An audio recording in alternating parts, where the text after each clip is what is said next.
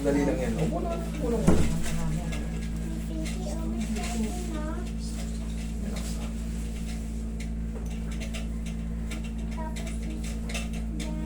Tayo ko, bossing. Yan. Okay, laglag mo lang katawan mo sa akin. Ha? Yan. Okay, ikang patagilid.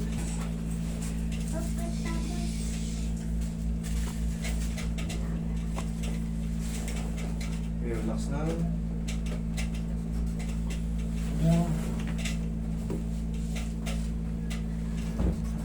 Kabilang side. Alaglag pa to eh. Mabasag, sayang. Relax na po, bossing ha.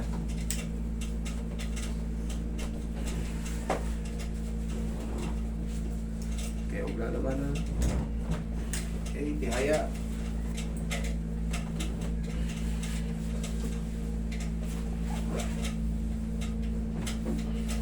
Yan, sige, tapa, bossing.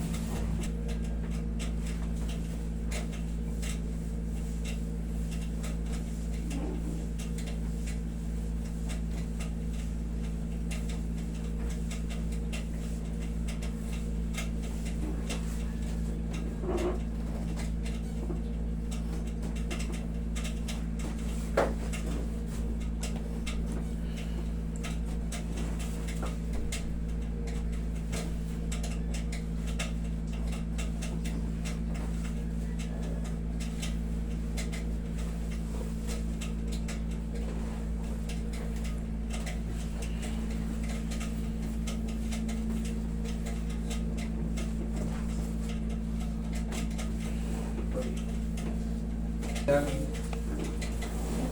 Nag-isa siya ng may. Yan.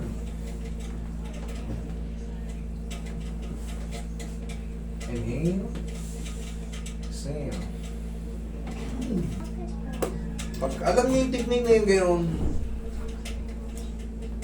kumbaga, ano lang, may pain siya pero bearable.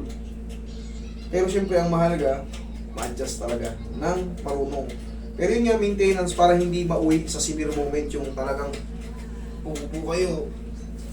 Kailangan tukod na tukod. Yan sa'yo, bossing, madali lang yan. Basta sundin mo na yung kada maga. Thank me later, yung mga nanonood. Okay, upo kayo. Huwag nyo na susobrahan kasi bawal na yung sobra. 1-2 lang, 1-2, 1-2.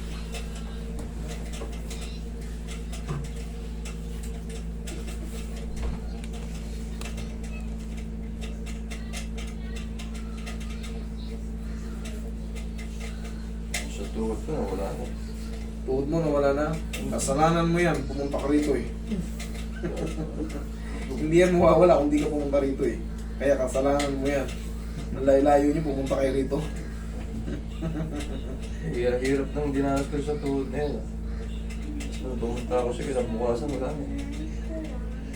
Basta maalay ng maayos, may progresong maayos. Pero pag hindi na alay na maayos, kinabukasan mas lalo bang mamamaga at sa mga susunod pa na mga araw. Kasi mali yung adjustment. Pag tamang adjustment, uy, parang ayos na. Nawala yung nakakalsuro na parang tinik doon sa may pagitan ng tuhod ko.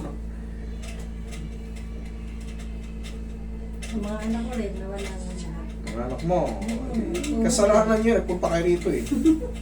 Sa susunod. Basketball naman yun. Pero mas maganda healthy tayo. Ingat lang. Ayoko rin kayo makikita rito. Ibig sabihin, pag nandito kayo, may pilay kayo. Mas maganda na yun, nadaanan nyo lang yung pilay. Okay na.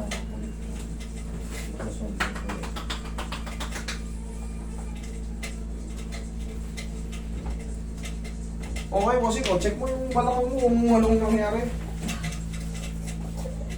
Oh, ayos na. Okay, thank you.